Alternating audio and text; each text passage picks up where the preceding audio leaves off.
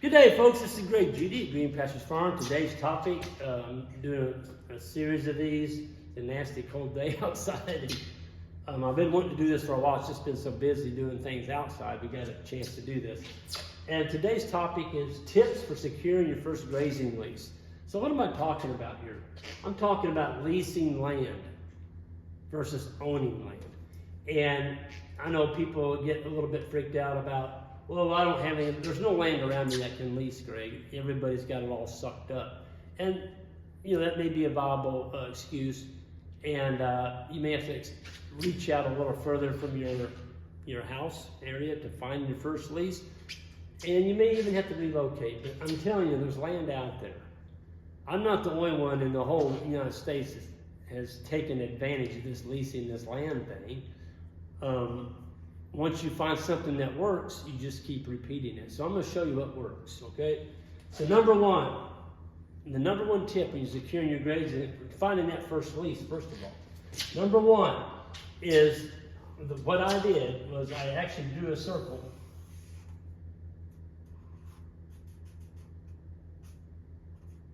$5 miles. So I drew a 5-mile circle around our house, because I wanted to find my first lease close. So once I drew that 5-mile circle, I started looking on the topographic map and also the county land plat map. Who owned this? Who owned these larger tracts of land?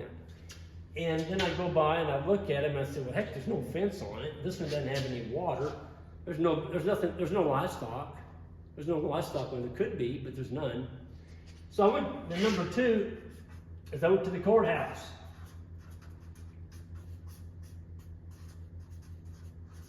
That was my second step. I went to the courthouse and I got the owner's names. That's public information. They got to give it to you. Get the owner's name. Just put in parentheses. Owner's name. Okay? Get that owner's name. Once you get the owner's name, now you got a phone number or an address. You may have to mail them. You can find anybody's phone number today. It's pretty easy. Number three, once I got the owner's name, I'm going to give him a call.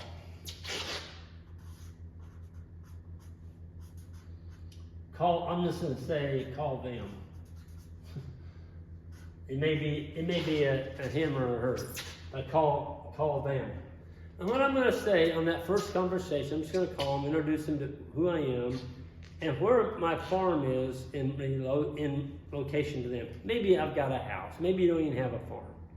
You're just starting out, but you do live in the area. Because you drew a 5-mile circle around your residence. So this gives you a connectivity to the area. I live down, south of your farm, down there off of Collier Road or whatever. I'm the first place on the right. We run livestock out there. And I noticed you just bought that tract up there on F, and I don't see that you do anything with it. What's your plan with that land?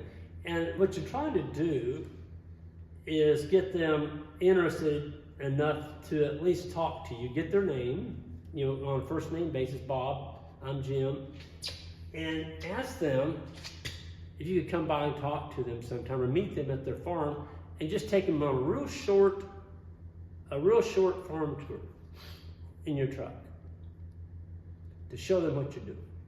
That's what you're trying to do, folks. You're trying to get them in your vehicle to show them what you can do and what the landscape looks like, what the animals look like. The whole concept of this regenerative grazing, where you're building soil, capturing the water on your land. You're not putting any pesticides, herbicides, fungicides, none of that stuff. It's all natural. People kind of get excited about that. They don't want to see their land sprayed. They don't want to see their land destroyed. And when you take them, so number 4, I'm just going to call it a farm tour. And you need to keep it to 1 hour. 1 hour. People are busy. Don't expect that landowner to be as excited as you are about what you're doing. They may not even been around a cow before. all they know is cows stink because they drove by a feedlot and it stunk. And they don't want their farm to look like that. So you've got to educate them. You've got to educate them what you're doing. What you're doing is you're doing things differently. Okay? Once you do that 1 hour farm tour, leave them with reading material.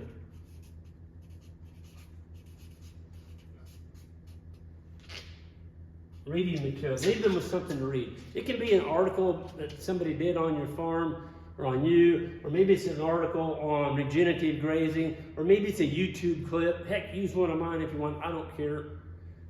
Let them know that what you're doing is you're actually building soil, you're building healthy animals, healthy landscapes, and if you are allowed to work with them on a lease, you're going to make their farm look like a park. Now, when you start making these kind of comments and promises, folks, you got to be able to deliver. You got to be able to deliver. You can't be a shyster and say, well, I'll make it look like this, and once you get the lease, all bets are off, and you just go back to doing things like everybody else is doing. No, you're going to get kicked off that lease. Number 6.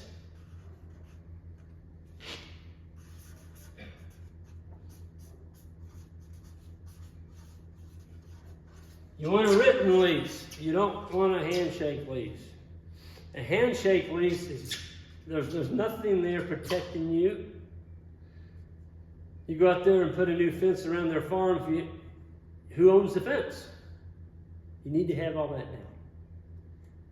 You work on the water. Maybe you put in some lines or you put in a tank. Who gets the water tank at the end of the lease? You need to cover all that stuff. Another thing that landowners are very concerned about is number 7.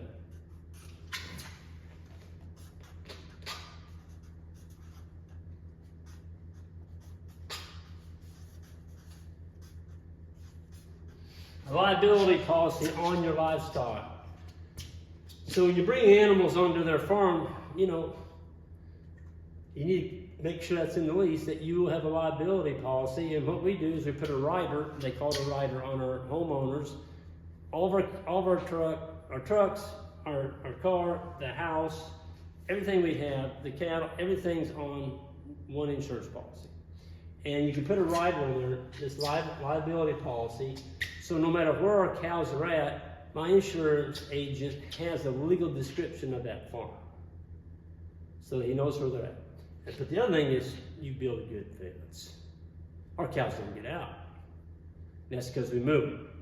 We move them all the time. We don't put them in shoddy looking fence either. We put up good fence. I like to sleep at night. I don't want to get a call in the middle of the night. I've got cows up here on the blacktop. You don't want that phone call. And your landowner sure doesn't want to get that phone call. So you got your liability policy.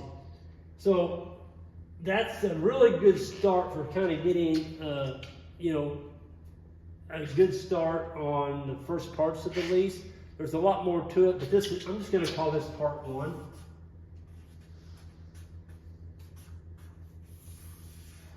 This is part 1. And part 2, I'm going to cover the rest of the leasing the land. There's quite a bit more to it, but this would be a good first start. You gave them some reading material.